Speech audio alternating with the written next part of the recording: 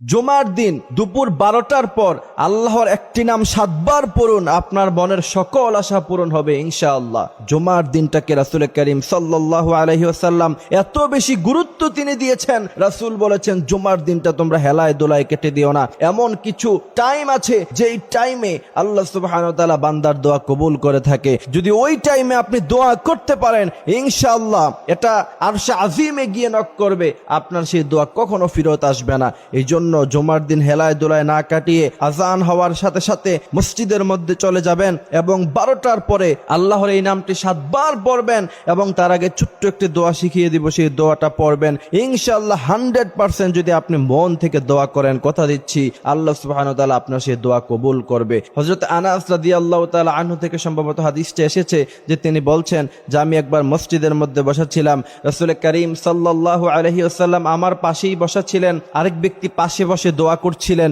যে আল্লাহ আপনি আমারে জান্নাত দিয়েন, আল্লাহ আপনি আমার দুনিয়ার জীবন সুন্দর করে দেন।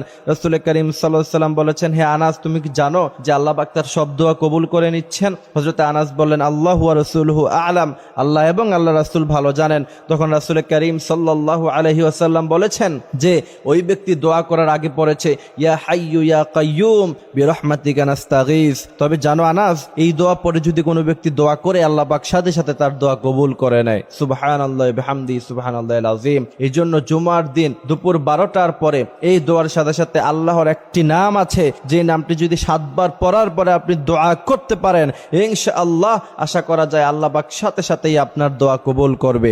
আল্লাহর সেই নামটি হচ্ছে আর রহমান আর রহমান আর রহমান।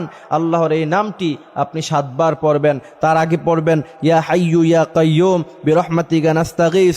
আপনি এই দোয়া পড়ার পরে এরপরে আর রহমান আল্লাহর এই গুণবাচক নামটি 7 বার পড়ার পরে যদি দোয়া করতে পারেন ইনশাআল্লাহ আল্লাহ পাক আপনার মনের সমস্ত আশাই পূরণ করে দিবে। অনেকে অবজেকশন করে যে হুজুর এত দোয়া করলাম কিন্তু দোয়া কবুল হয় না। কিন্তু প্রিয় ভাইয়েরা আমার কিছু টাইম আছে দোয়া কবুল হওয়ার, ওই টাইমে যদি আপনি দোয়া করতে পারেন আল্লাহ পাক 100% আপনার দোয়া কবুল করবে। যেমন জুমার নামাজের সময় দুপুর 12টার পরে ওই সময় যখন ইমাম সাহেব যখন খুতবা প্রদান করবে জুমার নামাজে 2 খুতবার মাঝখানে যদি আপনি এই দোয়াটা করতে পারেন ইনশাআল্লাহ রাসূল করিম সাল্লাল্লাহু আলাইহি ওয়াসাল্লাম বলেছেন পৃথিবীর সব কিছু মিস হয়ে যেতে পারে কিন্তু তোমার এই দোয়া কখনো মিস হবে না।